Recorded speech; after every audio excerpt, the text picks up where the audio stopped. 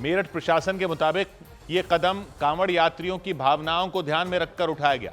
आबकारी विभाग के साथ मिलकर पुलिस ने मेरठ के अलग अलग इलाकों में अभियान चलाकर शराब की दुकानों पर पर्दे लगाने का काम शुरू किया और कांवड़ यात्रा मार्ग में पड़ने वाली करीब 400 दुकानों को इसी तरह पर्दे से ढक दिया। दिल्ली मेरठ रोड, गंगनहर पटरी मार्ग, शारदा रोड, शास्त्री नगर और लिसाड़ी गेट समेत कांवड़ यात्रा मार्ग पर पड़ने वाली शराब की सभी दुकानों पर पर्दे लगे नजर आए। कांवड़ अब आने लगी हैं, शिवभक्त सड़कों पर निकलने लगे हैं, तो ऐसे में वाइन शॉप्स को पर्दा नशी कर दिया गया है और कांवड़ यात्रा के दौरान ये इसी तरह रहेंगी। हालांकि प्रशासन के आदेश के मुताबिक शराब की ये दुकानें खुली रहेंगी, लेकिन पर्दे के अंदर इसे बिकेगा, कवर करके बिकेगा। कोई दिक्कत है आपको? नहीं, कोई दिक्कत नहीं। मेरठ में प्रशासन ने कांवड़ यात्रा मार्ग पर पड़ने वाली मीट की दुकानों को बंद रखने का आदेश पहले ही दे दिया था, लेकिन कांवड़ यात्रा शुरू होते ही शराब की दुकानों को भी पर्दे से ढक दिया गया। प्रशासन के मुताबिक ऐसा कांवड़ियों की धार्मिक भावनाओं को ध्यान में रखते हुए किया गया। पुलिस वाले खुद शराब की दुकानों को पर्दे से ढकवाते दिखाई दिए। इधर कांवड़ यात्रा पर आतंकी हमले के खतरे को देखते हुए उत्तर प्रदेश के मुजफ्फरनगर समेत कई जिलों में सुरक्षा सख्त कर दी गई। पुलिस के साथ एटीएस यानी एंटी टेररिज्म स्क्वाड के जवानों को भी चप्पे चप्पे पर तैनात कर दिया गया। इसके साथ ही आसमान से ड्रोन और जमीन पर सीसीटीवी कैमरों से भी कांवड़ मार्ग की निगरानी बढ़ा दी गई, ताकि आतंकियों की किसी भी साजिश को वक्त रहते नाकाम किया जा सके। आशंका जताई गई कि कांवड़ यात्रा के दौरान आतंकी किसी खौफनाक हमले को अंजाम दे सकते हैं। इसीलिए प्रशासन ने पहले ही कमर कस ली और कांवड़ मार्ग पर सुरक्षा के ऐसे इंतजाम कर दिए कि बिना इजाजत वहां परिंदा भी पर न मार सके। आतंकवादी हमले होने की संभावना रहती है, उसको देखते हुए उसको काउंटर करने के लिए एटीएस की एक स्पेशल टीम होती है, special police operations team, spot की टीम है, उसको यहाँ पर तैनात किया गया है। उत्तर प्रदेश के मुजफ्फरनगर में सड़कों पर एटीएस के जवानों का पहरा दिखाई दिया। वो खतरनाक हथियार लिए नजर आए। एटीएस यानी एंटी टेररिज्म स्क्वाड का मकसद आतंकी हमलों को रोकना है, इसीलिए कांवड़ मार्ग की सुरक्षा में एटीएस के जाबाजों को भी उतार दिया गया। इतना ही नहीं, कांवड़ मार्ग की निगरानी के लिए करीब 5,500 सीसीटीवी कैमरे भी लगाए गए हैं। इसके अलावा आसमान से नजर रखने के लिए लगातार ड्रोन भी उड़ाए जा रहे हैं। उधर उत्तराखंड के हरिद्वार में राहत बचाव दल के जवानों ने गंगा नदी के तेज बहाव में डूब रहे एक कांवड़िए को बचा लिया। वहां सत्यम नाम के कांवड़िए स्नान करने के दौरान अचानक डूबने लगे। उन्हें डूबता देख वहां मौजूद लोग घबरा गए, क्योंकि वो कांवड़िए नदी के तेज बहाव में डूबते नजर आए। नदी का पानी इतना गहरा रहा कि वो उसमें हिचकोले मारने लग गए। वो अपनी जान बचाने के लिए पानी के अंदर हाथ पैर मारते दिखे। ये देखकर ऐसा लगा मानो पानी का तेज बहाव उन्हें लील जाएगा, लेकिन देखते ही देखते राहत बचाव दल के लोग वहां पहुंच गए और उन्होंने कांवड़िए को बचाने के लिए नदी में छलांग लगा दी और पानी के बहाव में डूब रहे कांवड़िए को पकड़ लिया। इस बीच राहत बचाव दल की टीम एक नाव लेकर पहुंची और एक रस्सी की मदद से उन्हें नाव के ऊपर खींच लिया। राहत बचाव दल ने कुछ सेकंड में ही उनकी जान बचा ली। ये देखकर वहां मौजूद लोग खुशी से तालियां बजाने लग गए। जानकारी के मुताबिक वो कांवड़िए हरिद्वार के कांगड़ा नाम के घाट के पास नहाने गए थे, लेकिन वो नदी में बने सुरक्षा घेरे से आगे चले गए, जिसके बाद नदी का तेज बहाव उन्हें अपने साथ बहाता चला गया। हालांकि राहत बचाव दल के जवानों ने किसी तरह उनकी जान बचा ली। इधर जम्मू कश्मीर की राजधानी श्रीनगर में मुख्यमंत्री उमर अब्दुल्ला गेट फांदकर 13 जुलाई 1931 के दिन मारे गए लोगों को श्रद्धांजलि देने पहुंचे और वहां फातिहा पढ़ा। उमर अब्दुल्ला ने आरोप लगाया कि उन्हें श्रद्धांजलि देने से रोका गया और पुलिस अधिकारियों ने हाथापाई की। श्रीनगर की सेंट्रल जेल के बाहर 13 जुलाई 1931 को कुछ लोगों ने महाराजा हरि सिंह का विरोध किया था। इसके बाद प्रदर्शनकारियों पर डोगरा सैनिकों ने गोलियां चला दी थी। उसमें 22 लोगों की मौत हो गई थी। तभी से जम्मू कश्मीर में शहीदी दिवस मनाया जाने लगा था और 13 अप्रैल को एक दिन की सरकारी छुट्टी होने लगी थी। हालांकि साल 2020 में राज्यपाल मनोज सिन्हा ने उस छुट्टी को खत्म कर दिया था। उन्हीं 22 लोगों को श्रद्धांजलि देने के लिए उमर अब्दुल्ला ने प्रशासन से इजाजत मांगी थी। उन्होंने आरोप लगाया कि प्रशासन ने उन्हें वहां जाने की इजाजत नहीं दी और उन्हें घर में नजरबंद कर दिया। लेकिन अगले दिन वो प्रशासन को बिना बताए श्रीनगर में मौजूद नक्शबंद साहब की दरगाह के बाहर पहुंच गए। गेट पर ताला लगा होने पर उमर अब्दुल्ला गेट फांदकर अंदर चले गए। हाथ में चप्पल उठाए वो उन लोगों की कब्रों के पास पहुंच गए जो 13 जुलाई 1931 को मारे गए थे।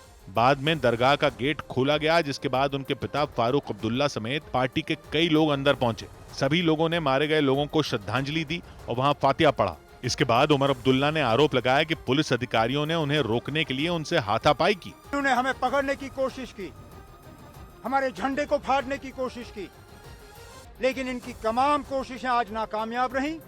हम आए, हमने फातिहा पढ़ा। उमर अब्दुल्ला के मुताबिक उन्होंने 13 जुलाई को ही प्रशासन से मारे गए लोगों को श्रद्धांजलि देने के लिए इजाजत मांगी थी। उन्होंने आरोप लगाया कि इजाजत मांगने के बाद उन्हें घर में नजरबंद कर दिया गया। बिना बताए मैं गाड़ी में बैठा और इन्होंने इनकी बेशर्मी देखिए। आज भी इन्होंने हमें यहाँ तक रोकने की कोशिश की। नक्शबंद साहब की दरगाह के बाहर काफी देर तक गहमा गहमी बनी रही। बाद में उमर अब्दुल्ला वहां से चले गए, जिसके बाद मामला शांत हो गया। उधर मुंबई एयरपोर्ट पर अकाशा एयरलाइंस के एक विमान और एक कार्गो ट्रक के बीच टक्कर हो गई। मुंबई एयरपोर्ट पर एक कार्गो ट्रक आकाशा एयरलाइंस के विमान से टकरा गया। बताया गया कि विमान एयरपोर्ट पर खड़ा था, तभी लोकल कार्गो ट्रक विमान के पंखों से जाकर टकरा गया। उत्तर प्रदेश के मुख्यमंत्री योगी आदित्यनाथ ने सावन के पहले सोमवार पर सभी श्रद्धालुओं और शिव भक्तों से अनुशासन का पालन करने और प्रशासन से सहयोग बनाए रखने की अपील की। उन्होंने पुलिस अधिकारियों को कांवड़ यात्रा में अड़चन पैदा करने वालों पर सख्त कार्रवाई करने के भी निर्देश दिए। उत्तर प्रदेश के प्रयागराज में पुलिस ने वसीम उर्फ विक्की नाम के बदमाश को गिरफ्तार करने और उसके पास से 10 बम मिलने का दावा किया। पुलिस के मुताबिक उस पर 20 से ज्यादा केस दर्ज हैं। जांच में पता चला कि वसीम शेरा खान नाम के बदमाश का भाई है, जिस पर सलमान खान के मैनेजर को फोन पर धमकी देने का आरोप है। उत्तर प्रदेश के देवरिया जिले में सड़क के किनारे खड़े एक खाली टैंकर में आग लगने से अफरा तफरी मच गई। वहां देखते ही देखते वो टैंकर आग का गोला बन गया और काफी देर के बाद आग पर काबू पाया जा सका। इधर मध्य प्रदेश के हरदा में राजपूत समुदाय के संगठन करनी सेना के कार्यकर्ताओं ने खूब हंगामा किया। वो अपने संगठन के कई बड़े नेताओं की गिरफ्तारी के विरोध में धरने पर बैठ गए, तो पुलिस ने उन्हें हटाने के लिए उन पर सख्त कार्रवाई की। बवाल एक रोज पहले हुआ, जिसकी वजह से पूरे इलाके में अफरा तफरी मच गई। जानकारी के मुताबिक इसकी शुरुआत तब हुई जब करनी सेना के एक बड़े नेता के साथ लाखों रुपए की धोखाधड़ी हो गई। इस मामले में पुलिस ने 4 आरोपियों को गिरफ्तार कर लिया था, लेकिन पुलिस जब आरोपियों को कोर्ट ले जा रही थी तब करनी सेना के कई नेता और कार्यकर्ता वहां पहुंच गए और उन्होंने आरोपियों को उनके हवाले करने की मांग की थी। इसके बाद पुलिस ने कई नेताओं को गिरफ्तार कर लिया था। हालांकि बाद में उन्हें छोड़ दिया गया, लेकिन इसके विरोध में करनी सेना के लोग सड़क पर उतर आए। लेकिन इस बार पुलिस पूरी तैयारी के साथ खड़ी थी। पहले तो करनी सेना के कार्यकर्ताओं को हटाने के लिए उन पर पानी की बौछार की गई। इसकी वजह से वहां भगदड़ मच गई। हालांकि कार्यकर्ता फिर भी नहीं हटे। इसके बाद उन पर आंसू गैस के कई गोले दागे गए, लेकिन अपने संगठन के नेताओं पर हुई कार्रवाई का विरोध कर रहे लोग टस से मस नहीं हुए। उन्हें हटाने के लिए पुलिस ने उन पर लाठियां भांजनी शुरू कर दी। करनी सेना के नेताओं को भी पुलिस की सख्ती का सामना करना पड़ा। इस पर कार्यकर्ता और भड़क गए और उन्होंने इस कार्रवाई के खिलाफ न सिर्फ कई गाड़ियों के शीशे तोड़ दिए, बल्कि खूब नारे भी लगाए। हालांकि बाद में पुलिस ने धरने पर बैठे कार्यकर्ताओं को खदेड़ दिया। इस दौरान कई लोगों को पुलिस पकड़कर अपने साथ थाने ले गई। डेफिनेटली गिरफ्तारी हुई है लोगों की। शासकीय कार्य में लोगों ने बाधा भी डाली है और गिरफ्तारी हुई है लोगों की। पुलिस से बचने के लिए कुछ लोग आसपास की इमारतों में भी छिप गए थे, लेकिन उन्हें ढूंढ कर पकड़ लिया गया। उधर उत्तर प्रदेश के बलरामपुर में अवैध धर्मांतरण के आरोपी जलालुद्दीन उर्फ छांगुर बाबा को लेकर चल रही जांच में बड़ा पर्दाफाश किया गया। पुलिस सूत्रों के मुताबिक पूछताछ में जानकारी मिली कि छांगुर बाबा का कनेक्शन पाकिस्तान की खुफिया एजेंसी ISI से था। लोगों को अवैध तरीके से धर्म बदलवाने के आरोप में 5 जुलाई को छांगुर बाबा को गिरफ्तार किया गया था। उन पर विदेशी फंडिंग का इस्तेमाल करके अवैध धर्मांतरण का बड़ा गिरोह चलाने का आरोप भी लगाया गया था। पुलिस सूत्रों के मुताबिक जांच के दौरान पता चला कि छांगुर बाबा ने बड़े पैमाने पर देश के कई राज्यों में अवैध धर्मांतरण का नेटवर्क तैयार किया था। इसके लिए उनके गिरोह ने 3000 से ज्यादा गुर्गे तैयार कर लिए थे और उन गुर्गों की मदद से हिंदू समुदाय की लड़कियों और महिलाओं को अवैध धर्म परिवर्तन के लिए तैयार करवाया जाता था। सूत्रों के मुताबिक छांगुर बाबा के गिरोह का जाल उत्तर प्रदेश से लेकर पश्चिम बंगाल, तमिलनाडु, कर्नाटक और महाराष्ट्र तक फैला था। पुलिस सूत्रों के मुताबिक इन राज्यों के 580 जिलों में छांगुर बाबा के गिरोह के करीब 3000 गुर्गों की फौज तैयार की गई थी। और सूत्रों के मुताबिक गिरोह के मेंबर नाम बदलकर हिंदू समुदाय की लड़कियों और महिलाओं को अपने प्रेम में फंसाते थे। और इसके बाद उनका धर्म परिवर्तन करवाया जाता था। बदले में उन्हें पैसे भी दिए जाते थे। सूत्रों के मुताबिक छांगुर बाबा के गिरोह पर पाकिस्तान की खुफिया एजेंसी ISI का भी हाथ था। सूत्रों ने बताया कि नेपाल की राजधानी काठमांडू में मौजूद पाकिस्तानी दूतावास में छांगुर बाबा के गिरोह को समर्थन देने के लिए एक बड़ी बैठक हुई थी। उस बैठक में ISI के अफसर पाकिस्तान से पहुंचे थे। पुलिस सूत्रों के मुताबिक छांगुर बाबा के गिरोह ने अवैध धर्म परिवर्तन के लिए कई तरह के कोडवर्ड तय किए थे ताकि किसी को उनकी साजिश की खबर न लग सके। लेकिन अवैध धर्म परिवर्तन का गिरोह चलाने के आरोप में पुलिस ने छांगुर बाबा और उनकी सहयोगी नसरीन को गिरफ्तार कर लिया। सूत्रों के मुताबिक उन दोनों से पूछताछ के बाद जांच टीम ने इस गिरोह के काम करने के तरीके, कोडवर्ड और दूसरे सदस्यों के बारे में जानकारियां जुटानी शुरू कर दी। इस सब के बीच छांगुर बाबा के गिरोह के जाल में फंसी कुछ लड़कियों ने आपबीती सुनाई, जो बेहद चौंकाने वाली और दर्दनाक थी। पीड़ित लड़कियों ने बताया कि किस तरह छांगुर बाबा के गिरोह ने उन्हें अवैध धर्म परिवर्तन के लिए फंसाया था। मेरी जो इंस्टाग्राम के माध्यम से बातचीत हुई थी, जो राजू राठौर के नाम से की गई थी, और रियल नाम जो है उसका राजू नहीं है, वसीम खान है, जो सहारनपुर गाना खंडी का रहने वाला है। और इन्होंने मुझे सऊदी बुलाया, वहाँ बुला के छांगुर से बात की। कर्नाटक की रहने वाली पीड़ित के मुताबिक उनका अश्लील वीडियो बनाकर उस पर न सिर्फ धर्म परिवर्तन के लिए दबाव बनाया गया, बल्कि आरोपी वसीम खान उर्फ राजू ने धमकी देकर 10 लाख रुपए भी लिए थे। इसी तरह यूपी के औरैया की रहने वाली पीड़ित लड़की ने भी दावा किया कि मिराज अंसारी नाम के आरोपी ने अपना नाम रुद्र शर्मा बताकर उसे धोखा दिया था। 2024 में उसने कहा कि बाबा कानपुर आए हैं, उनसे मिल लो चल के। हम उसके साथ कानपुर चले गए। वो मुझे एक फतेहपुर मस्जिद में लेके गया, वहाँ पे मेरा जबरदस्ती निकाह किया, तब हमें उसका नाम पता चला, मिराज अंसारी है। पीड़ितों ने बताया कि छांगुर बाबा और उनके गैंग से जुड़े लोग 2047 तक भारत को इस्लामी देश बनाने की बातें करते थे। पीड़ित लड़कियों ने यूपी के CM योगी आदित्यनाथ से छांगुर बाबा को सख्त सजा देने और पूरे गैंग को खत्म कर देने की मांग की। इधर गुजरात के अहमदाबाद में हुए विमान हादसे में पायलटों की गलती वाली थ्योरी पर पायलटों के संगठन फेडरेशन ऑफ इंडियन पायलट्स भड़क गया। पायलटों के संगठन ने हादसे की प्राइमरी रिपोर्ट पर सवाल उठाए। विमान हादसों की जांच करने वाली संस्था AAIB यानी एयर एक्सीडेंट्स इन्वेस्टिगेशन ब्रांच ने अपनी प्राइमरी रिपोर्ट में दावा किया कि विमान में फ्यूल सप्लाई कटने की वजह से हादसा हो गया था। 12 जून को एयर इंडिया का विमान अहमदाबाद से उड़ान भरने के कुछ ही सेकंड बाद क्रैश हो गया था। और विमान हादसों की जांच करने वाली संस्था AAIB यानी एयर एक्सीडेंट्स इन्वेस्टिगेशन ब्रांच की प्राइमरी रिपोर्ट में दावा किया गया कि दोनों इंजनों की फ्यूल सप्लाई कट गई थी और उसी वजह से हादसा हुआ था। लेकिन इस रिपोर्ट पर पायलटों के संगठन FIP यानी फेडरेशन ऑफ इंडियन पायलट्स ने सवाल उठाए और रिपोर्ट को खारिज कर दिया। हर चीज के अंदर एविडेंस की जरूरत होती है। बिना एविडेंस के किसी पे आरोप लगाना बिल्कुल गलत है। फेडरेशन ऑफ इंडियन पायलट्स के अध्यक्ष SC रंधावा ने उन लोगों को जेल भेजने की मांग की जिन्होंने सोशल मीडिया पर पायलटों की आत्महत्या करने वाली अफवाह फैलाने की कोशिश की। ये खौफ पैदा कर रहे हैं कि एयर से ट्रेवल नहीं किया जाए, तो ये लोगों को जेल के अंदर बंद करना चाहिए। हादसे की प्राइमरी रिपोर्ट में दावा किया गया कि प्लेन और इंजन में कोई खराबी नहीं थी। प्राइमरी रिपोर्ट आने के बाद एयर इंडिया ने संयम बरतने की अपील की। एयर इंडिया की तरफ से बताया गया कि दोनों पायलटों ने उड़ान भरने से पहले होने वाले जरूरी टेस्ट पास किए थे और उनकी मेडिकल स्थिति सामान्य थी। उधर यूपी के मुजफ्फरनगर में मुख्तार अंसारी गैंग के एक शूटर को मार गिराने का दावा किया गया। उत्तर प्रदेश के मुजफ्फरनगर में STF ने मुख्तार अंसारी गैंग के शाहरुख पठान नाम के शूटर को एनकाउंटर में ढेर करने का दावा किया। अधिकारियों के मुताबिक चेकिंग के दौरान शाहरुख ने पुलिस वालों पर फायरिंग कर दी, जिसके बाद जवाबी कार्रवाई में STF ने उसे मार गिराया। शाहरुख 1 साल पहले जेल से छूटा था और 8 महीने पहले उसकी शादी हुई थी। उत्तर प्रदेश के वाराणसी में पुलिस ने एक फर्जी NSG कमांडो को गिरफ्तार कर लिया। पुलिस की जांच में पता चला कि करीब 25 महिलाओं के साथ उनके संबंध थे। उनके पास से फर्जी मेडल, पहचान पत्र और कई दस्तावेज बरामद करने का दावा किया गया।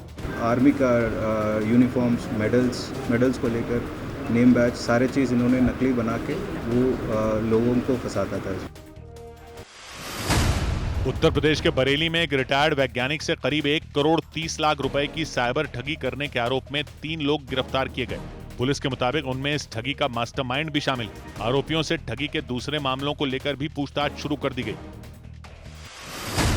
राजस्थान के जालौर में पुलिस ने भवरी उर्फ भाविका नाम की सोशल मीडिया इन्फ्लुएंसर को ड्रग्स तस्करी के आरोप में गिरफ्तार करने का दावा किया। पुलिस के मुताबिक उन्हें बाड़मेर से गुजरात जा रही एक बस से हिरासत में लिया गया उनके पास से 150 ग्राम से ज्यादा ड्रग्स मिलने का दावा किया गया। सूत्रों के मुताबिक भाविका गुजरात ड्रग्स सप्लाई करने जा रही थी। इधर गुजरात के साबरकांठा में उस वक्त अफरा तफरी मच गई जब दूध की कम कीमत मिलने से नाराज लोगों ने बवाल कर दिया। दूध बेचने वाले लोगों ने वहां मौजूद साबर नाम की डेयरी के सामने हंगामा किया, लेकिन हालात तब बिगड़ गए जब पुलिस ने प्रदर्शन कर रहे लोगों को समझाने और वहां से हटाने की कोशिश की। आरोप लगाया गया कि इस पर प्रदर्शन कर रहे लोग अधिकारियों से भिड़ गए और उन पर पथराव शुरू कर दिया। अचानक शुरू हुए पथराव की वजह से वहां भगदड़ मच गई। पुलिस अधिकारी और जवान पत्थरों से बचने के लिए छिपने की कोशिश करते नजर आए। हालात संभालने के लिए पुलिस ने भी मोर्चा संभाला और पत्थर फेंक रहे लोगों पर आंसू गैस के गोले दागने शुरू कर दिए। लेकिन इसके बाद भी वहां के हालात जस के तस बने रहे। आंसू गैस के गोले दागे जाने के बाद भी सड़क पर बवाल कर रहे लोग वहीं डटे रहे और पुलिस पर पथराव करते रहे, जबकि पुलिस उन्हें खदेड़ने के लिए आंसू गैस के गोले छोड़ने में जुटी नजर आई। बवाल गुजरात के साबरकांठा में मौजूद साबर नाम की डेयरी के बाहर हुआ। दावा किया गया कि दूध की कम कीमत मिलने पर दूध बेचने वाले लोग भड़क गए और डेयरी के गेट पर बवाल कर दिया। प्रदर्शन कर रहे लोगों ने जबरदस्ती डेयरी के अंदर घुसने की कोशिश की, जिससे वहां के हालात बिगड़ गए। हालांकि बाद में पुलिस ने बवाल कर रहे लोगों को खदेड़ दिया। उधर हरियाणा के नूंह में सावन के पहले सोमवार पर निकाली जा रही ब्रज मंडल यात्रा को देखते हुए वहां सुरक्षा के कड़े इंतजाम किए गए। 2 साल पहले इसी यात्रा के दौरान नूंह में हिंसा भड़क उठी थी। इसी वजह से प्रशासन ने सुरक्षा व्यवस्था को पुख्ता करने के लिए अपनी पूरी ताकत लगा दी और हरियाणा के नूंह में इस ब्रज मंडल यात्रा के लिए पुलिस के जवान तैनात दिखाई दिए। नूंह के नल्हड़ मंदिर में सुबह से ही श्रद्धालुओं के पहुंचने का सिलसिला शुरू हो गया। मंदिर के आसपास भी पुलिस के जवान तैनात किए गए। सुरक्षा ठीक है? कैसी बहुत प्रशासन बहुत चुस्त है और हर तरह से ठीक है, भोले बाबा की कृपा है। वहीं दूसरी तरफ ब्रजमंडल यात्रा को देखते हुए मंदिर से करीब 1 किलोमीटर दूर ही गाड़ियों को रोक दिया गया। वहां पुलिस के जवान एक एक गाड़ी की अच्छी तरह से तलाशी लेते नजर आए। प्रशासन ने पार्किंग यहाँ रखी है, उसके बाद अब लोग कैसे जाएंगे, उसके लिए बाकायदा बसेस यहाँ पर लगाई गई हैं उन आम लोगों के लिए, क्योंकि यहाँ से इस पॉइंट से नल्हड़ मंदिर की दूरी करीब 1 किलोमीटर की है। नूंह के नल्हड़ मंदिर और इस यात्रा के लिए सुरक्षा के इंतजाम इसलिए किए गए क्योंकि 2 साल पहले इसी यात्रा के दौरान नूंह में हिंसा भड़क उठी थी, जिसे देखते हुए प्रशासन ने पहले से ही कमर कस ली थी। इसके लिए प्रशासन ने मंदिर कमेटी और यात्रा निकालने वाले संगठन के लोगों के साथ बैठक कर यात्रा का रूट तय कर लिया था। इसके अलावा 24 घंटों के लिए वहां इंटरनेट सेवाओं पर भी पाबंदी लगा दी गई। इधर कोलकाता में टीचर भर्ती घोटाले की वजह से नौकरी गंवाने वाले शिक्षकों ने पश्चिम बंगाल की ममता बनर्जी सरकार के खिलाफ मोर्चा खोल दिया। सरकार के खिलाफ विरोध जताने के लिए सैकड़ों की संख्या में टीचर मुख्यमंत्री ऑफिस की तरफ कूच कर गए। हालांकि पुलिस ने कुछ किलोमीटर पहले ही उन्हें रोक दिया, जिसके बाद प्रदर्शनकारी पुलिस वालों से भिड़ गए। सुप्रीम कोर्ट ने 3 अप्रैल को कलकत्ता हाईकोर्ट के फैसले को बरकरार रखते हुए साल 2016 में हुई टीचर भर्ती प्रक्रिया को रद्द कर दिया था, जिससे करीब 26,000 टीचरों की नौकरी चली गई थी। उसी वक्त से नौकरी गंवाने वाले टीचरों ने आंदोलन छेड़ दिया था। इसी कड़ी में शिक्षक अधिकार मंच नाम के संगठन के बैनर तले बड़ी संख्या में नौकरी गंवाने वाले टीचर सरकार के सामने अपनी मांग रखने के लिए सड़कों पर उतर आए। हालात तब बिगड़ गए जब प्रदर्शन कर रहे लोग मुख्यमंत्री ऑफिस की तरफ बढ़ गए, लेकिन पुलिस ने मुख्यमंत्री ऑफिस से कुछ किलोमीटर पहले ही प्रदर्शनकारियों को रोक दिया। इसके बाद नौकरी गंवाने वाले टीचर भड़क गए और पुलिस वालों से भिड़ गए। उनके बीच बहस शुरू हो गई। कुछ लोग पुलिस के साथ धक्का मुक्की तक करते नजर आए। काफी देर तक पुलिस ने लोगों को समझाने की कोशिश की। लाउडस्पीकर से भी प्रदर्शन कर रहे लोगों को पीछे हटने के लिए कहा गया, लेकिन हालात जस के तस बने रहे। इस दौरान प्रदर्शन कर रहे टीचरों ने पुलिस और राज्य सरकार पर ज्यादती करने का आरोप लगाया। हम तो उग्रवादी है, ऐसा हमारे साथ सलूक किया जा रहा है और पुलिस पीछे भी रोकने की कोशिश किया था। 3 अप्रैल को सुप्रीम कोर्ट ने 2016 में हुई टीचर भर्ती प्रक्रिया रद्द कर दी थी, जिससे करीब 26,000 टीचरों की नौकरी चली गई थी। तभी से नौकरी गंवाने वाले टीचरों ने आंदोलन छेड़ दिया था। हंगामा तब हुआ जब शिक्षक अधिकार मंच नाम के संगठन के बैनर तले नौकरी गंवाने वाले टीचर अपनी मांगों को लेकर मुख्यमंत्री ऑफिस की तरफ निकल पड़े। पुलिस के रोकने पर वो उससे भिड़ गए, जिससे वहां काफी देर तक अफरा तफरी मची रही। इस बीच दिल्ली के नजदीक उत्तर प्रदेश के गाजियाबाद में एक दुकानदार पर जूस में थूक मिलाने का आरोप लगाया गया, जिसके बाद वहां बवाल खड़ा हो गया। हिंदूवादी संगठनों से जुड़े कुछ लोगों ने जूस की उस दुकान के बाहर हंगामा कर दिया। दावा किया गया कि जांच के दौरान दुकान के अंदर से एक बोतल में पेशाब भरा भी मिला। हंगामे की खबर मिलने के बाद तुरंत पुलिस की एक टीम वहां पहुंच गई और अधिकारियों ने जूस की उस दुकान के बाहर हंगामा कर रहे लोगों को समझाने की कोशिश की, लेकिन हिंदूवादी संगठनों से जुड़े लोगों का गुस्सा शांत नहीं हुआ। हंगामे की वजह से सड़क पर गाड़ियों की लंबी कतार लग गई। वहां जैम जैसे हालात बन गए। हंगामा बढ़ने पर पुलिस ने जूस की उस दुकान को बंद करा दिया। हालात संभालने के लिए दुकान के बाहर पुलिस के जवान भी तैनात कर दिए गए। हंगामा गाजियाबाद के नंदग्राम थाना इलाके में हुआ। दिल्ली मेरठ रोड पर मौजूद दिल्ली जूस कॉर्नर नाम की दुकान चलाने वाले पर आरोप लगा कि उसने जूस में थूक मिलाया। लोनी विधानसभा सीट से बीजेपी विधायक नंदकिशोर गुर्जर ने इस घटना को साजिश बताया। प्रदेश को दंगे की आग में झोंकने का एक कहीं न कहीं विपक्षी पार्टियों का भी, या कहीं जो दूसरे मुल्क हैं जो भारत की शांति से तरक्की से परेशान है, वो दंगा करा सकते हैं। बाद में खाद्य सुरक्षा विभाग की टीम ने जूस और दूसरे चीजों के नमूने जांच के लिए लैब भेज दिए। सौ बात की एक बात यह कि फिर गाजियाबाद में जूस में थूकने का इल्जाम लगा एक जूस वाले पर। मतलब हद ही हो गई। रोटियों पर थूकने के इल्जाम, जूस में थूकने के इल्जाम, और यह सब मैक्सिमम पश्चिम उत्तर प्रदेश के इसी इलाके में होता रहता है। कांवड़ यात्रा के दौरान ऐसे इल्जाम लगेंगे तो सोचिए कितना विस्फोटक हो सकता है, क्योंकि अब यह मामला स्वच्छता से आगे निकल चुका है। एक तो प्रशासन यह बताए कि पिछले 2-4 साल में जो इतने सारे लोग पकड़े गए रोटियों में थूकने के इल्जाम में, जूस में थूकने के इल्जाम में, उन सब लोगों का क्या हुआ? उन्होंने क्या सफाई दी? उनके केस का क्या हुआ? उनको सजा मिली या आरोप गलत पाए गए? क्योंकि अगर आरोप सही पाए गए तो सख्त से सख्त सजा होने वाली बातों का क्या हुआ, और आरोप सही नहीं पाए गए तब तो मामला और भी सीरियस है। और अगर कुछ नहीं हुआ केस का, मामला अभी चले ही जा रहा है, तो कब तक ये चलता रहेगा? पता तो चले कि ये जानबूझकर दुकानदारों को टारगेट किया जा रहा है ऐसे इल्जाम लगाकर, या जानबूझकर ये दुकानदार ऐसा कर रहे हैं। पब्लिक का नहीं तो भरोसा ही उड़ जाएगा बाहर कुछ भी खाने पीने से। सौ बात की एक बात, उधर पंजाब में बेअदबी कानून को हरी झंडी मिल गई। पंजाब में लंबे समय से चली आ रही बेअदबी कानून की मांग को पंजाब कैबिनेट ने मंजूरी दे दी। बेअदबी कानून को मंजूरी मिलने के बाद विधानसभा में भी पेश कर दिया गया।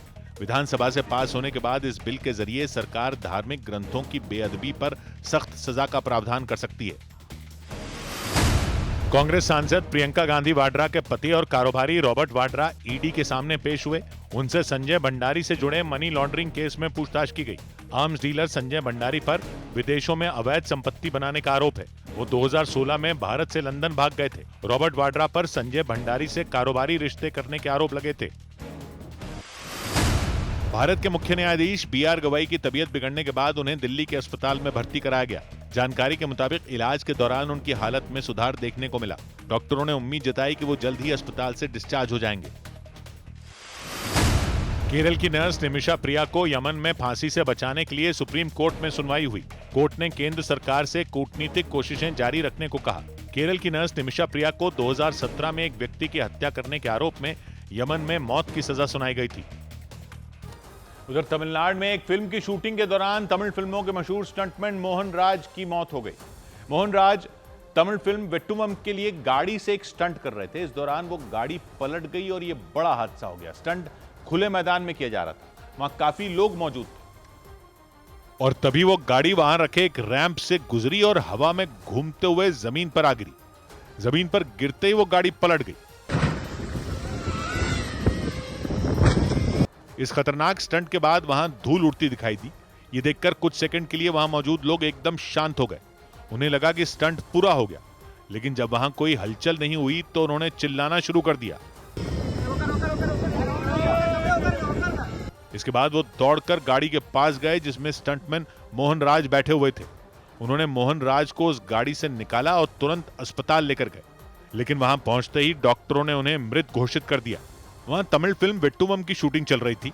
इस फिल्म के लिए खतरनाक स्टंट करते हुए मोहन राज उस तेज रफ्तार गाड़ी को उस रैंप के ऊपर से लेकर गए, लेकिन हवा में जाते ही गाड़ी का बैलेंस बिगड़ गया और यह बड़ा हादसा हो गया।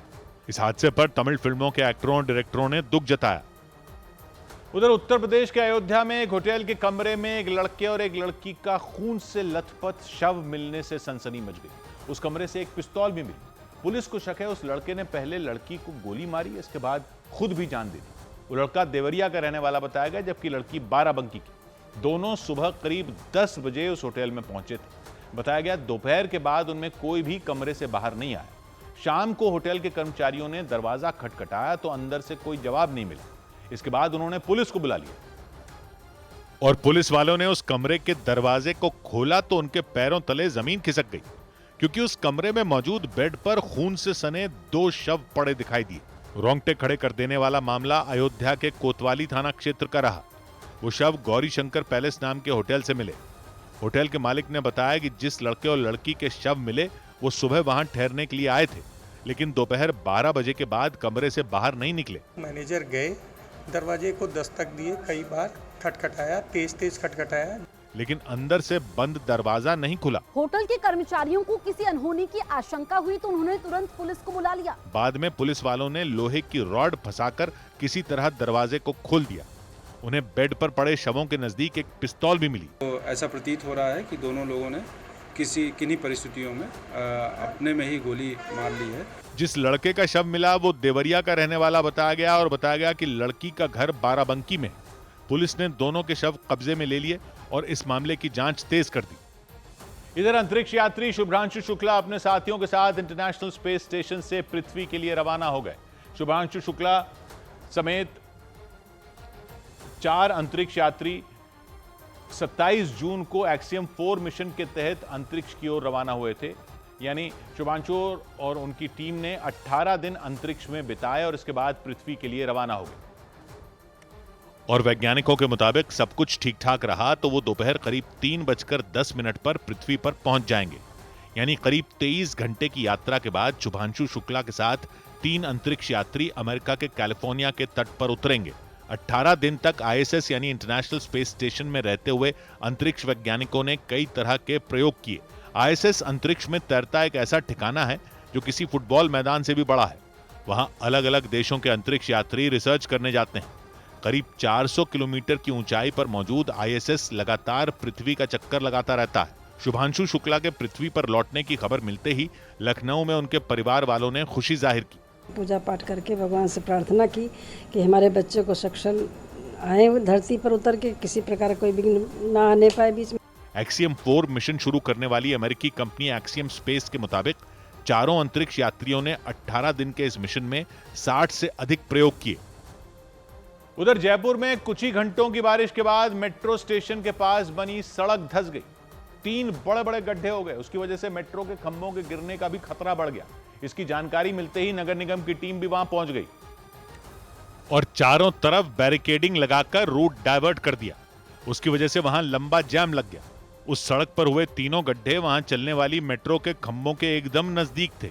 ऐसे में मेट्रो ब्रिज के गिरने का भी खतरा मंडराना शुरू हो गया। इसके अलावा रेलवे स्टेशन भी उस जगह के बेहद करीब नजर आया। रेलवे स्टेशन के पास की तस्वीर देखिए कि यहाँ पर सड़क में बड़े बड़े 3 गड्ढे बन गए। इस दौरान वहां मौजूद एक पुलिसकर्मी ने आशंका जताई कि वो गड्ढे बाहर से भले ही छोटे दिख रहे हों, लेकिन उनकी गहराई बहुत ज्यादा है। ऐसे में अगर कोई भारी भरकम गाड़ी वहां से गुजरी तो ये सड़क और धंस जाएगी। और ये अंदर तक गहरा है साहब, उधर से जब भारी व्हीकल निकलेगा तो वो बैठ जाएगा रोड। इस घटना की जानकारी मिलते ही बीजेपी विधायक गोपाल शर्मा वहां पहुंच गए। उन्होंने उस जगह का निरीक्षण किया और नगर निगम से उस सड़क की क्वालिटी की जांच करवाने की मांग की। सड़क का भी काम करेंगे और साथ ही जो दूसरी सड़कें हैं उनकी भी क्वालिटी की जांच करेंगे। उन्होंने आरोप लगाया कि सड़क ठीक तरीके से नहीं बनाई गई। यही वजह रही कि कुछ ही घंटों की बारिश में सड़क का यह हाल हो गया। सौभाग्य की एक बात यह कि फिर सड़क में गाड़ियों से बड़ा गड्ढा हो गया। अब जयपुर में हो गया। कह रहे हैं शायद नीचे सीवर लाइन थी, वो फट गई। कई जगह गड्ढे हो गए सड़क पर। बगल में मेट्रो के खंभे हैं। डर यह है सड़क और धंसी तो मेट्रो को ना नुकसान पहुंच जाए। ये हो क्या रहा है देश में? हर बारिशों में यही हाल है। इन सरकारी विभागों से सड़कें तक नहीं बनाई जा रही। अब सरकारी अधिकारियों पर कब ऐसा एक्शन होगा कि आगे काम ठीक से हो सके? किसी एक जगह की कहानी नहीं है ये। गुरुग्राम हो, लखनऊ हो, ग्वालियर हो, मुंबई हो, दिल्ली हो, जयपुर हो, सब जगह वही हाल है। सख्त से सख्त सजा, कड़े से कड़ा कानून, ये सब सरकारी अधिकारियों के लिए कब होगा? गुरुग्राम में ट्रक घुस गया था, इतना बड़ा गड्ढा हो गया था। जयपुर में भी वैसा ही हो गया। कोई कह रहा है 40 साल पुरानी सीवर लाइन थी नीचे, तो टूट गई। तो आपको देखना था ना कि नीचे सीवर लाइन है, ऊपर सड़क है, मेट्रो का खंभा खड़ा है। पब्लिक देखेगी क्या? और फिर ये विभाग एक दूसरे पर टोपी ट्रांसफर कर देंगे क्या? जेडीए यानी जयपुर डेवलपमेंट अथॉरिटी की टोपी पीएचईडी यानी public health and engineering department को, और पीएचईडी की टोपी जयपुर म्युनिसिपल कॉर्पोरेशन को। हर शहर का यही हाल है। एक विभाग बोलता है दूसरे की गलती है, दूसरा कहता है तीसरे की गलती है, तीसरा कहता है मेरा तो ये एरिया ही नहीं है। पब्लिक को गोल गोल घुमाते रहो बस। पब्लिक भी सरकारी अधिकारियों को कुछ नहीं पूछेगी, पब्लिक सरकार से पूछेगी। तो सरकार भी अधिकारियों के बाद में बोलेगी, पहले बोलेगी कि पिछली सरकार ठीक से काम नहीं करके गई, और चुनाव आएंगे तो पब्लिक जाति पर वोट देकर आ जाएगी। लेकिन हर सरकार में काम करने वाले अधिकारी कब जवाब देंगे? इन अधिकारियों ने ही अपने जैसे अधिकारियों के लिए नियम बनाए हुए हैं कि पहले जांच होगी, और सरकारी अधिकारियों की जांच करने वाले भी कोई सरकारी अधिकारी होते हैं, और इन जांचों की आंच किसी अधिकारी के गिरबान तक पहुंची होती तो हर बारिश में ये सड़कें बह नहीं रही होती। ठेकेदार तो ब्लैकलिस्ट होते सुने भी हैं, हालांकि वो भी नए नामों से कंपनियां बनाकर वापस आ जाते हैं, लेकिन फिर भी नेता लोग चुनाव हारते हैं, ठेकेदार ब्लैकलिस्ट होते हैं। इन अधिकारियों की नौकरी क्यों चलती रहती है? 100 बात की एक बात। इधर यूपी के ललितपुर में बांध से पानी छोड़े जाने के बाद कई इलाकों को अलर्ट कर दिया गया। उत्तर प्रदेश के ललितपुर में भारी बारिश के बीच बेतवा नदी पर बने माता टीला बांध से हजारों लीटर पानी छोड़ दिया गया। खतरे को देखते हुए नदी के आसपास रहने वाले लोगों से सतर्क रहने की अपील की गई। झारखंड के पश्चिमी सिंहभूम जिले में भारी बारिश के बीच नदी नालों के साथ झरने भी उफान पर आ गए। वहां चाईबासा में हिरनी नाम के झरने में तो एक ही झटके में इतना ज्यादा पानी आ गया कि वो बेकाबू हो गया। लोगों को झरने से दूर रहने की सलाह दी गई। मध्य प्रदेश में लगातार हो रही भारी बारिश की वजह से उसकी सीमा के नजदीक यूपी के ललितपुर में माता टीला और राजघाट बांध लबालब हो गए। बांधों को टूटने से बचाने के लिए 45,000 क्यूसेक पानी छोड़ा गया। दोनों ही बांध बेतवा नदी पर बने हैं। उधर ब्रेकिंग न्यूज आ रही है। बिहार में चुनाव आयोग के वोटर लिस्ट के रिवीजन से जुड़ी। चुनाव आयोग के मुताबिक रिवीजन के दौरान अब तक 35 लाख वोटरों के नाम वोटर लिस्ट से काटे जा चुके हैं। चुनाव आयोग ने इन 35 लाख वोटरों को 3 हिस्सों में बांटा है। पहले वो जो वोटर लिस्ट के रिवीजन के दौरान मृत पाए गए, दूसरे वो जो हमेशा के लिए किसी दूसरी जगह पर जा चुके हैं, तीसरे वो जिनका पंजीकरण वोटर के तौर पर एक से ज्यादा जगहों पर पाया गया, यानी वो बिहार के अलावा किसी दूसरे राज्य में भी वोट बनवा चुके हैं। इन तीनों को मिलाकर अब तक कुल 35 लाख वोटरों के नाम वोटर लिस्ट से काटे जाने का दावा किया गया। नीरज हमारे साथ जुड़ रहे हैं। नीरज, तो ये इस पर तो बवाल हो जाएगा अब। किशोर, देखिए, ये मुद्दा ऐसा है कि इस पे बवाल हो सकता है, लेकिन ये जो चुनाव आयोग की तफ्तीश में यानी चुनाव आयोग की जांच में जो आया SIR के तहत, उसमें 4.52% मतदाता अब तक कैसे, अब तक किशोर, हो सकता है ये संख्या आने वाले वक्त में बढ़ भी जाएगी, क्योंकि बहुत सारे करीब 12% लोगों ने अभी तक अपने जो इन्यूमरेशन फॉर्म है, नामांकन फॉर्म, उसको नहीं भरा। तो ये संख्या जो 4.2% की होती है 3 कैटेगरियों में, पहला ये जो मृत पाए गए हैं, दूसरा वो जो अपने आप को स्थानांतरित अस्थायी तौर पे कर लिए हैं, और तीसरा वो जो कि जिनके नाम 2 जगहों पे थे। तो इनकी संख्या 4.2% है, जो कि कुल मतदाताओं में 35 लाख से अधिक पड़ती है। तो ऐसे में ये मुद्दा बिल्कुल विपक्ष उठा सकता है और आने वाले वक्त में मुसीबत बढ़ सकती है चुनाव आयोग की इस पूरी प्रक्रिया पे। लेकिन चुनाव आयोग का कहना है, जो हमारी बातचीत हुई है वरिष्ठ अधिकारियों से, उनका कहना है कि ये वो लोग हैं जिनके नाम आमतौर पे भी जो समरी रिवीजन है उसमें कटते रहते हैं, क्योंकि मृत लोगों का नाम हटाना चुनाव आयोग की जिम्मेदारी है। जो स्थानांतरित हो गए उनके नाम हटाना जिम्मेदारी है, और इसके अलावा जिनके 2 जगहों पे नाम है उनके नाम को हटाना चुनाव आयोग की जिम्मेदारी है। तो ये वैसे लोगों के नाम हैं। शुक्रिया नीरज आपका। उधर उत्तराखंड के देवप्रयाग में उस वक्त दहशत मच गई जब अचानक पहाड़ों से बड़े बड़े पत्थर गिरने शुरू हो गए। वहां कई घंटों तक लगातार बारिश हुई। इसके बाद पहाड़ों से पत्थर और मलबा गिरना शुरू हो गया। पहाड़ खिसकने से वहां कई मकानों को भारी नुकसान हुआ, क्योंकि वहां काफी देर तक पहाड़ों से पत्थरों की बारिश होती रही। ये खौफनाक मंजर देखकर आसपास मौजूद लोग बुरी तरह डर गए। उन्होंने जोर जोर से चिल्लाना शुरू कर दिया। और आई ऊपर से और आ गया। वो मलबा इतनी तेजी से नीचे की तरफ आ रहा था कि उस पहाड़ पर मौजूद छोटे छोटे पौधे उखड़ गए और वो भी मलबे के साथ नीचे सड़क पर आ गए। इस घटना के वक्त वहां मौजूद लोगों के मुताबिक पहाड़ों से करीब 2 मिनट तक लगातार पत्थर और मलबा गिरता रहा और उसकी वजह से नीचे मौजूद मकानों में रहने वाले लोगों की जान पर बनाई। उन लोगों ने तुरंत वहां से भागना शुरू कर दिया। गनीमत ये रही कि वक्त रहते सभी लोग अपने मकान खाली कर वहां से दूर हट गए, वरना उन पत्थरों की वो चपेट में आ सकते थे। जानकारी मिली कि पहाड़ खिसकने से वहां मौजूद सड़क पर मलबे का ढेर जमा हो गया और वो रास्ता बंद करना पड़ा। हालांकि बाद में प्रशासन उस रास्ते को साफ करने में जुट गया। इधर पहाड़ खिसकने से आफत सिर्फ उत्तराखंड में नहीं बल्कि हिमाचल प्रदेश में भी आई। हिमाचल प्रदेश के मंडी में पहाड़ खिसकने के बाद चंडीगढ़ मनाली नेशनल हाईवे दोबारा बंद हो गया।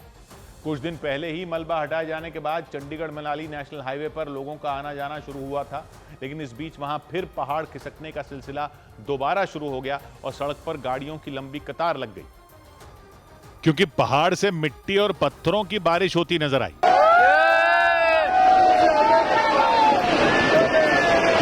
मंडी जिले में चंडीगढ़ मनाली नेशनल हाईवे से कई लोग गुजर रहे थे, तभी 4 मील के आसपास ऊंचाई से पत्थर गिरते दिखाई दिए।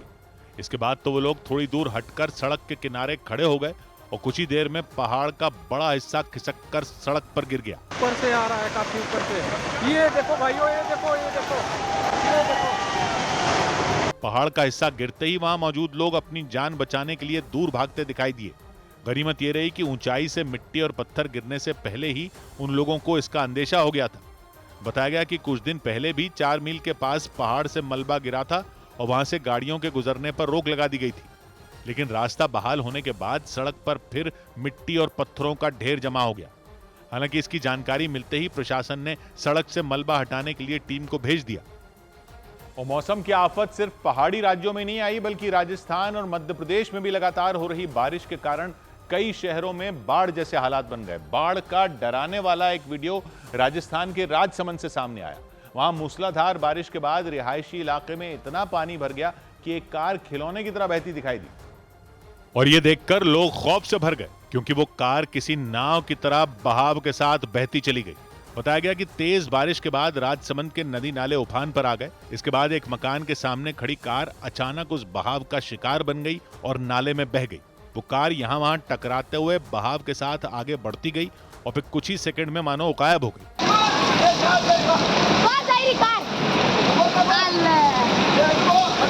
हालांकि गनीमत यह रही कि जब कार बही तब उसमें कोई मौजूद नहीं था, वरना उसका बच पाना मुश्किल हो सकता था। राजसमंद में सुबह से शुरू हुई बारिश ने कुछ ही घंटों में शहर की सूरत बिगाड़ दी। मौसम विभाग ने एक दिन पहले ही राजस्थान के राजसमंद में बारिश का रेड अलर्ट जारी कर दिया था, मतलब वहां भीषण बारिश की संभावना जताई थी।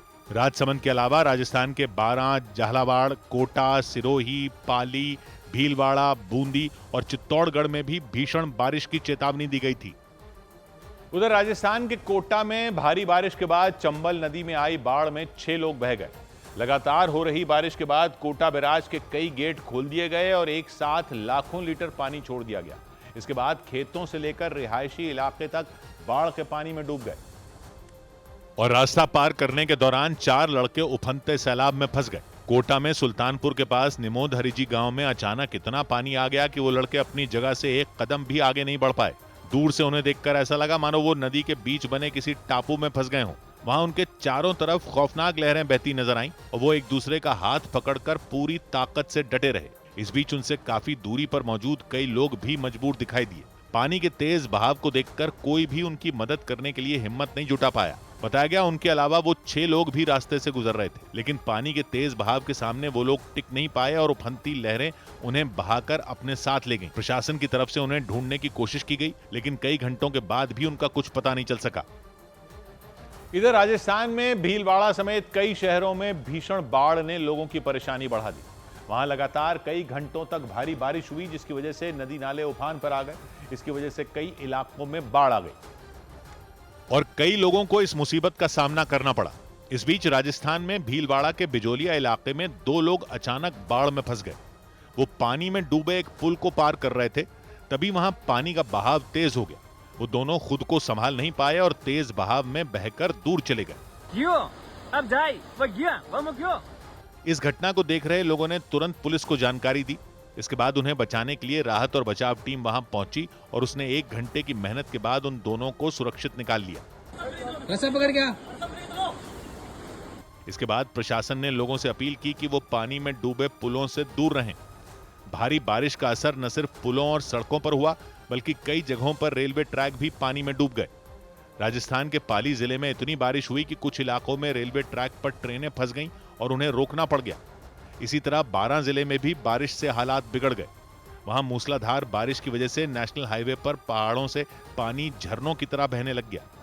पानी का बहाव इतना तेज था कि डर के मारे वहां से गुजर रहे लोगों ने अपनी गाड़ियां जहां तहां रोक दी। इसी तरह राजस्थान के अजमेर में भी बारिश ने लोगों की मुसीबत बढ़ा दी। वहां के सबसे बड़े सरकारी अस्पताल में पानी भर गया और इसकी वजह से वहां पहुंचने वाले लोग बेहद परेशान दिखे। उधर राजस्थान के उदयपुर में पानी से लबालब एक अंडरपास में एक स्कूल बस के फंस जाने से उसमें बैठे कई छात्रों की जान खतरे में पड़ गई। बस में करीब 15 छात्र बैठे हुए थे। राहत की बात यह रही कि आसपास के लोगों ने तुरंत मदद की और ट्रैक्टर से बांधकर बस को समय रहते बाहर खींच लिया और उन छात्रों की जान बचा ली। लेकिन उनकी जान बचाने के लिए लोगों के पास बहुत कम वक्त बचा था, क्योंकि भारी बारिश के बाद वो बस अंडरपास के बीच में जाकर फंस गई। वहां पानी का स्तर लगातार बढ़ता दिखाई दिया। थोड़ी देर में बस के पहियों के ऊपर तक पानी पहुंच गया। ये देखकर उसमें बैठे छात्रों और आसपास मौजूद लोगों की सांसें अटक गईं। हालांकि इसके बाद बिना देरी किए एक ट्रैक्टर की मदद से उस बस को बाहर खींच लिया गया।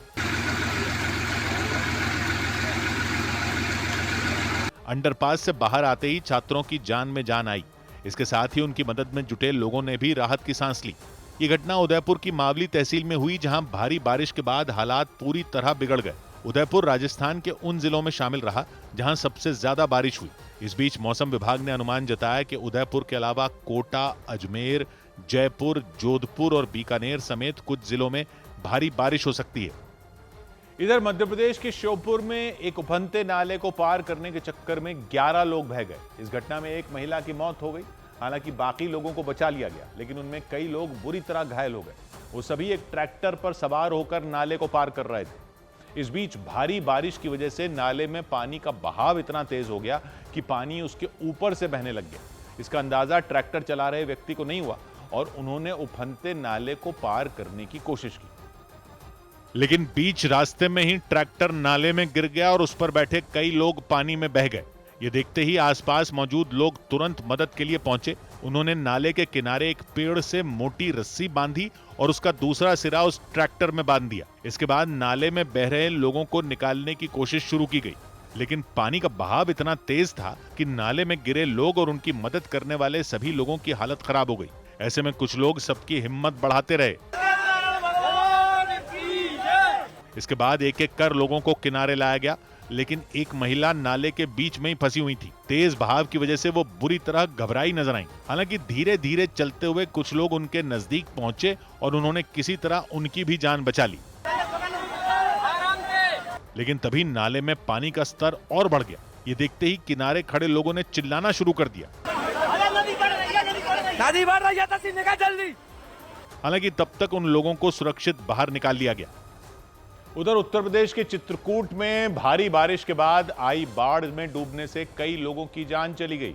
वहां लगातार हुई भारी बारिश की वजह से मंदाकिनी नदी में उफान आ गया और निचले इलाकों में बने 250 से ज्यादा मकान इसकी चपेट में आ गए। और मंदाकिनी नदी के किनारे रामघाट पर बनी कई दुकानों में भी बाढ़ का पानी घुस गया। मूसलाधार बारिश के बाद इतनी तेजी से मंदाकिनी नदी का जलस्तर बढ़ा कि उन दुकानों के मालिकों को वहां से सामान हटाने तक का मौका नहीं मिल पाया और उनकी दुकानों में रखा सामान डूब गया। उन दुकानों के मालिकों के मुताबिक बाढ़ के पानी के साथ कीचड़ और मलबा भी बहकर आया। इसकी वजह से पानी निकलने के बाद फर्श कीचड़ से सना नजर आया और वो वहां कीचड़ साफ करते दिखाई दिए। पूरी दुकान जितनी है यहाँ पे सब लोग सामान नहीं हटा पाए। रात को बाढ़ आने के कारण भी कोई व्यक्ति यहाँ जल्दी घर से आ नहीं पाया है। वहां उन दुकानों के मालिकों को लाखों रुपयों का नुकसान उठाना पड़ा। उन्होंने आरोप लगाया कि बाढ़ का पानी निकलने के बाद उनकी दुकानों के आगे सड़क से मलबा हटाने के लिए प्रशासन की तरफ से कोई व्यवस्था नहीं की गई। हर साल में करते प्रशासन कोई सहयोग नहीं होता सफाई मामले में, रोड की मिट्टी प्रशासन हटा ही नहीं पाता, तब 20 दिन हटता है। चित्रकूट में बारिश के बाद आई बाढ़ की वजह से कुछ लोगों को अपनी जान तक गंवानी पड़ी और प्रशासन की तरफ से मृतकों के परिवारों को मुआवजा दिए जाने का वादा किया गया। जो मृतक हुए हैं उनको दैवीय आपदा के अंतर्गत जो है अनुग्रह अनुदान दिया जाना है। वहां लोग ही नहीं बल्कि उनके अलावा घरेलू जानवरों की भी डूबने से मौत हो गई। इस बीच पटना में मुख्यमंत्री आवास के बाहर हंगामा हो गया। पटना में मुख्यमंत्री आवास के बाहर एक लड़के ने हंगामा खड़ा कर दिया। जानकारी के मुताबिक वो लड़का मुख्यमंत्री नीतीश कुमार से मिलने की जिद पर अड़ गया। जब उसे मुख्यमंत्री आवास में जाने से रोका गया तो उसने बवाल मचा दिया। बिहार की राजधानी पटना में सरेआम एक लड़के पर फायरिंग कर दी गई। वहां फुलवारी शरीफ इलाके में कुछ लोगों ने उस पर गोलियां चलाईं और वो लोग फरार हो गए। इस घटना के बाद पुलिस ने आरोपियों की तलाश तेज कर दी। छत्तीसगढ़ के बालोद जिले में मशरूम खाने से बच्चों समेत 10 से ज्यादा लोगों की तबीयत बिगड़ गई। इसके बाद उन्हें आनंद फानंद में अस्पताल में भर्ती कराया गया। बिहार के समस्तीपुर में 14 साल के एक लड़के की हत्या से सनसनी मच गई। पुलिस ने उसका शव एक सुनसान इलाके से बरामद किया। बदमाशों ने गला रेत कर उसकी हत्या कर दी थी। पुलिस ने आशंका जताई कि हत्या के पीछे जमीन को लेकर झगड़ा हो सकता है। इधर दिल्ली के नजदीक हरियाणा के गुरुग्राम में टेनिस खिलाड़ी राधिका यादव हत्याकांड मामले पर उनके एक दोस्त ने चौंकाने वाला दावा किया। राधिका की दोस्त हिमांशिका के मुताबिक राधिका के पिता ने हत्या से 3 दिन पहले ही उनकी जान लेने की प्लानिंग शुरू कर दी थी। हिमांशिका ने दावा किया कि राधिका के पिता दीपक यादव ने अपने बेटे यानी राधिका के भाई को योजना के तहत घर से बाहर भेज दिया था। यही नहीं, राधिका की मां को भी किसी दूसरे कमरे में रखा गया था। यानी राधिका पर जब गोलियां चलाई गईं तब उन्हें बचाने के लिए आसपास कोई मौजूद नहीं था। 25 साल की टेनिस खिलाड़ी राधिका यादव की हत्या के आरोप में उनके पिता दीपक यादव पर पुलिस का शिकंजा कस चुका है। पुलिस के मुताबिक दीपक यादव ने लोगों के तानों से तंग आकर अपनी बेटी की जान दी थी, क्योंकि बताया गया कि टेनिस एकेडमी चलाने वाली राधिका के पिता को लोग ताना मारते थे कि वो अपनी बेटी की कमाई खा रहे हैं। दावा किया गया कि इन तानों से परेशान होकर दीपक ने अपनी ही बेटी की गोली मारकर हत्या कर दी थी। लेकिन इस हत्याकांड को लेकर राधिका की दोस्त हिमांशिका के दावे ने हर किसी को दंग कर दिया। हिमांशिका ने बताया कि जब वो राधिका के अंतिम संस्कार के लिए गई थीं, तो वहां उनके परिवार के लोगों से उन्होंने बातचीत की थी। वहां जाके मुझे ये चीज पता लगती है कि उसके डैड एक्चुअली 3 दिनों से उसकी डेथ प्लान कर रहे थे। इन्हों रिवॉल्वर लेकर आए थे। इतना ही नहीं, हिमांशिका के मुताबिक राधिका के पिता दीपक यादव ने इस बात का पूरा ध्यान रखा था कि जब वो अपनी बेटी पर गोली चलाएं तो कोई और बीच में ना आए। उसकी मॉम को दूसरे कमरे में रखा था, उसके भाई को किसी बहाने से बाहर भेज दिया गया था। राधिका के पास एक डॉग है लूना एंड वो पिटबुल है, तो मतलब she would have also saved her, but उसको भी घर से थोड़ा बाहर रखा गया। यानी हिमांशिका के मुताबिक राधिका के पिता ने सोची समझी रणनीति के तहत परिवार वालों को दूर किया और फिर बेटी पर गोलियों की बौछार कर दी थी। सूत्रों ने दावा किया कि इस मामले में गुरुग्राम पुलिस हिमांशिका से भी पूछताछ कर सकती है। इसके अलावा पुलिस राधिका यादव के मोबाइल फोन का डेटा निकालने में भी जुट गई, ताकि इस बात का पता लगाया जा सके कि हत्या से कुछ दिन पहले तक राधिका ने किन लोगों से बातचीत की थी। उधर यूपी के गोरखपुर में एक बस में आग लगने से अफरा तफरी मच गई। उत्तर प्रदेश के गोरखपुर में बस स्टैंड पर खड़ी एक बस में अचानक आग लग गई। इसकी वजह से वहां मौजूद यात्रियों में हड़कंप मच गया। इसके बाद तुरंत आसपास खड़ी बसों को भी खाली करवा लिया गया। बिहार के पूर्णिया में एक बड़े हथियार तस्कर को गिरफ्तार कर लिया गया। दावा किया गया कि वो सब्जी की दुकान की आड़ में हथियारों की सप्लाई कर रहा था। उसकी दुकान से एक पिस्तौल और 440 कारतूस बरामद किए गए। बांग्लादेश की पूर्व प्रधानमंत्री शेख हसीना की बेटी को WHO ने अनिश्चितकाल के लिए छुट्टी पर भेज दिया।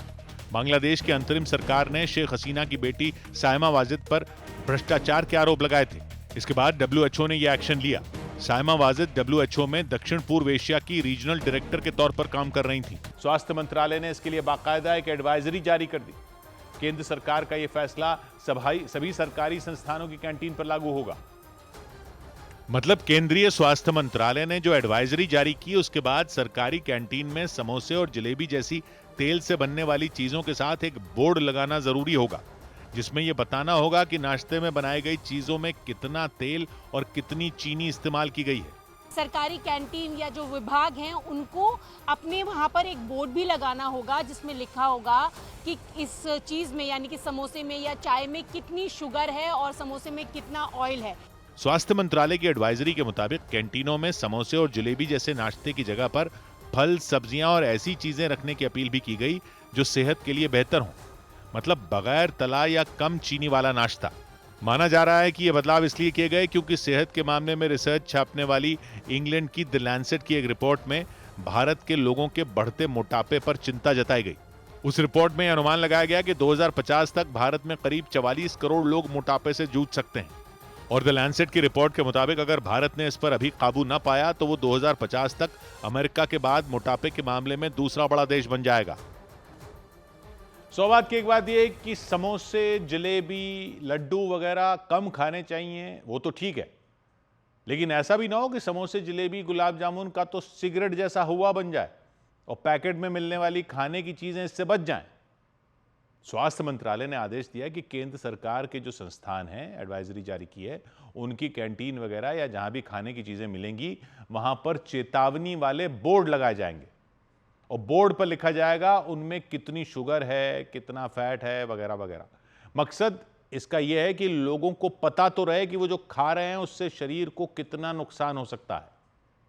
जैसे सिगरेट के लिए वैधानिक चेतावनी दी जाती है या शराब के लिए चेतावनी दी जाती है, एक तरह से वैसे ही ये समोसे, जलेबी, गुलाब जामुन, लड्डू वगैरह के लिए चेतावनी हो, क्योंकि मोटापा देश में इतनी बड़ी समस्या बन चुका है कि लोगों को कम से कम जागरूक करने की तो जरूरत है ही।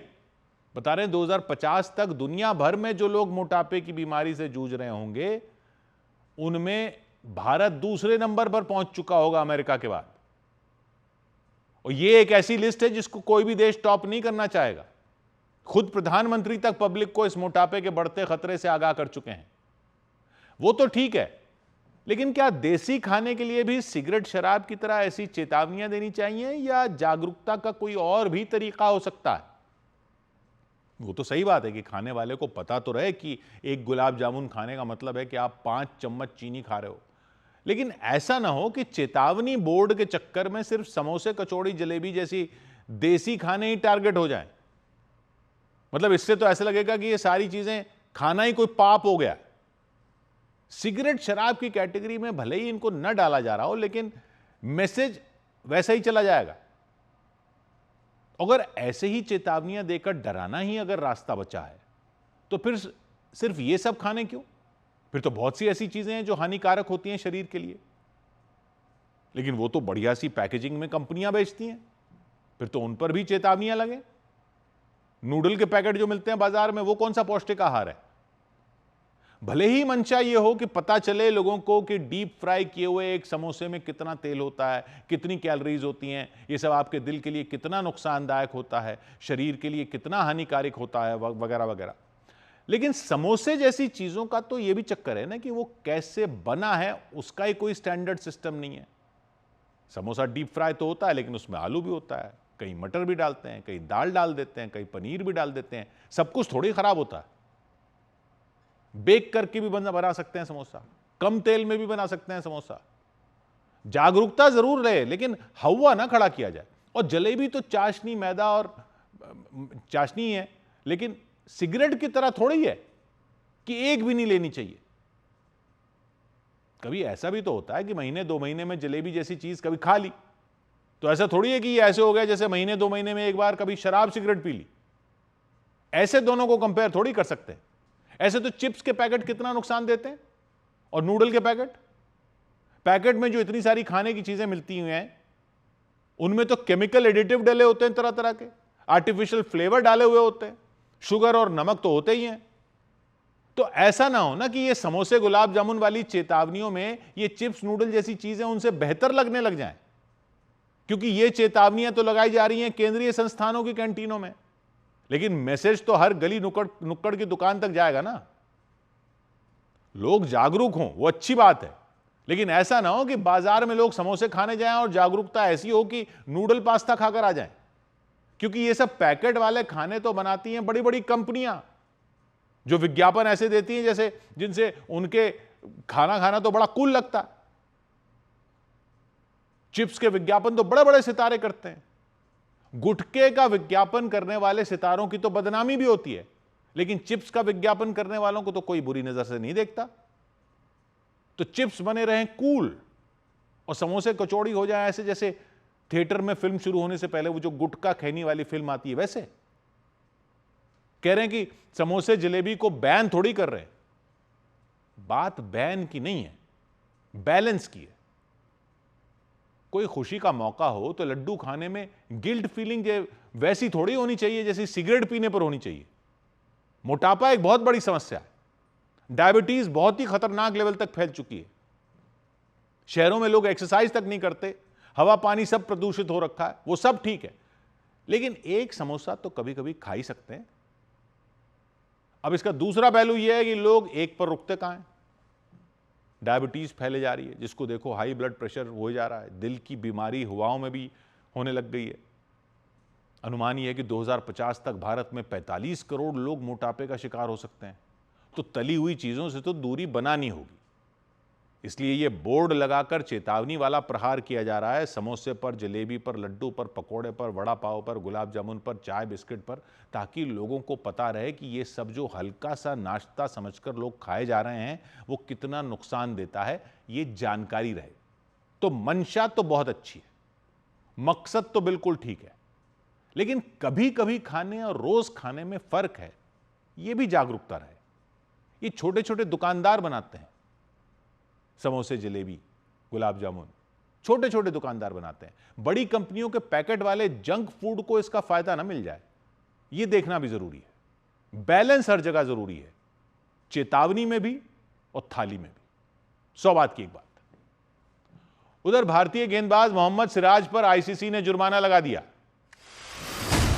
आईसीसी ने भारतीय तेज गेंदबाज मोहम्मद सिराज को आचार संहिता के उल्लंघन का दोषी मानते हुए उन पर मैच फीस का 15% जुर्माना लगा दिया। सिराज ने इंग्लैंड की टीम के खिलाफ खेले जा रहे तीसरे टेस्ट मैच के चौथे दिन इंग्लैंड के बल्लेबाज बेन डकेट का विकेट लेने के बाद आक्रामक तरीके से जश्न मनाया था। दुनिया के नंबर 1 टेनिस खिलाड़ी यानिक सिनर ने अपना पहला विंबलडन खिताब जीत लिया। उन्होंने फाइनल मुकाबले में स्पेन के टेनिस खिलाड़ी कार्लोस अल्कराज को 4-6, 6-4, 6-4, 6-4 से मात दी। वो इटली के पहले टेनिस खिलाड़ी हैं जिन्होंने 147 साल में पुरुषों के सिंगल्स मुकाबले में विंबलडन का खिताब अपने नाम किया। भारत के लिए ओलंपिक खेलों में मेडल जीतने वाली बैडमिंटन खिलाड़ी साइना नेहवाल ने अपने पति और बैडमिंटन खिलाड़ी पी कश्यप से अलग होने का फैसला ले लिया। उन्होंने सोशल मीडिया पर एक पोस्ट कर इस बात की जानकारी दी। साइना नेहवाल और पी कश्यप ने 2018 में शादी की थी। उधर राजस्थान के कोटा में उस वक्त हंगामा हो गया जब वहां एक हाउसिंग सोसाइटी में मामूली बात पर मारपीट हो गई। वहां दो पक्षों के बीच शुरू हुई बहस देखते ही देखते मारपीट में बदल गई। उस सोसाइटी में रहने वाली एक महिला और कुछ लोगों ने पड़ोसियों पर मारपीट और गाली गलौज करने का आरोप लगाया और वो एक दूसरे के साथ हाथापाई करते नजर आए। इससे पहले वहां एक महिला और 2 आदमियों में बहस शुरू हुई। इस बीच वहां लाल गाड़ी से एक आदमी बाहर आए। वो उस महिला के पति बताए गए। उनके गाड़ी से उतरते ही वहां खड़े दूसरे आदमी ने हाथापाई शुरू कर दी। ये देखकर एक आदमी दौड़कर बीच बचाव करने पहुंचे। उसके बाद महिला भी बीच बचाव करने लग गई, लेकिन वहां हरे रंग की शर्ट में खड़े एक व्यक्ति ने महिला को धमकाते हुए उन पर हाथ तक उठा दिया। ये देखकर महिला घबरा गई। वो दोबारा अपने पति को बचाने गई, लेकिन हरी शर्ट वाले आदमी ने उन्हें मारकर भगा दिया। इसके बाद वो भी उस आदमी की पिटाई करने लग गए। आनंद फानन में महिला डंडा लेकर आई और उस आदमी को बचाने की कोशिश करती दिखी। वहां लोगों की भीड़ इकट्ठा हो गई। उसके बाद कुछ लोगों के खिलाफ शिकायत दर्ज की गई। आरोप लगा कि उन लोगों ने मारपीट और गाली गलौज की, साथ ही पुलिस के पास नहीं जाने की भी धमकी दी। इधर फर्जी इनकम टैक्स क्लेम करने वाले एक बड़े गिरोह का भंडाफोड़ किया गया। इनकम टैक्स विभाग ने देश भर में छापेमारी करते हुए फर्जी इनकम टैक्स क्लेम करने वाले एक गिरोह का पर्दाफाश किया। बताया गया इस गिरोह के जरिए 1000 करोड़ से ज्यादा का इनकम टैक्स क्लेम किया गया था, जिसके बाद देश के 7 राज्यों में छापेमारी कर इसके खिलाफ कार्रवाई की गई। भारतीय शेयर बाजार में मिला जुला रुख देखने को मिला। सेंसेक्स 247 अंक गिरकर बंद हुआ तो निफ्टी लुढ़ककर 25,082 के स्तर पर आ गया। हालांकि मिड कैप और स्मॉल कैप शेयरों में तेजी रही। इसकी वजह से निवेशकों की संपत्ति करीब 96,000 करोड़ रुपए बढ़ गई। सबसे ज्यादा गिरावट आईटी और कैपिटल गुड सेक्टर के शेयरों में रही, जबकि रियल्टी और फार्मा सेक्टर के शेयर चढ़कर बंद हुए। उधर रूस से जंग लड़ रहे यूक्रेन को अमेरिका ने अपना शक्तिशाली एयर डिफेंस सिस्टम पेट्रियट देने की घोषणा कर दी। पेट्रियट वो बला है जो दुश्मन के ड्रोन और मिसाइलों से लेकर उसके लड़ाकू विमानों तक को पलक झपकते ही ढेर करने की ताकत रखता है। यूक्रेन के राष्ट्रपति जेलेंस्की लंबे वक्त से इसकी मांग करते आए थे। इस बीच रूस के राष्ट्रपति पुतिन पर भड़के अमेरिका के राष्ट्रपति डोनाल्ड ट्रंप ने जेलेंस्की की ये मांग पूरी करने का ऐलान कर दिया। हालांकि अमेरिका में सत्ता संभालने के बाद ट्रंप ने यूक्रेन को दी जाने वाली सैन्य मदद पर रोक लगा दी थी। वो करीब 3.5 साल से चल रहे युद्ध को रोकने की कोशिश में जुटे रहे। ट्रंप ने पुतिन और जेलेंस्की से कई बार बातचीत की, शांति का रास्ता निकालने की कोशिश की, लेकिन करीब 6 महीने बाद भी उन्हें कोई खास सफलता नहीं मिली। और इसी के बाद ट्रंप इस कदर भड़क गए कि उन्होंने यूक्रेन को पेट्रियट एयर डिफेंस सिस्टम देने की घोषणा कर दी।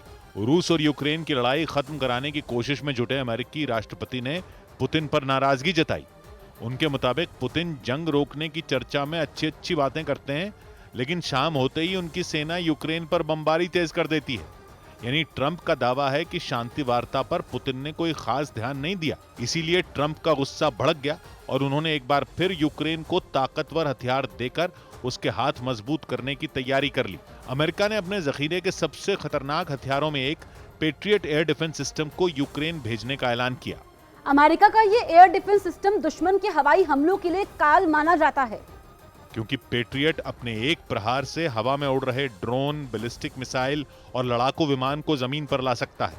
इसकी रेंज करीब 160 किलोमीटर है, यानी इस दायरे में होने वाले किसी भी हवाई हमले को नाकाम किया जा सकता है।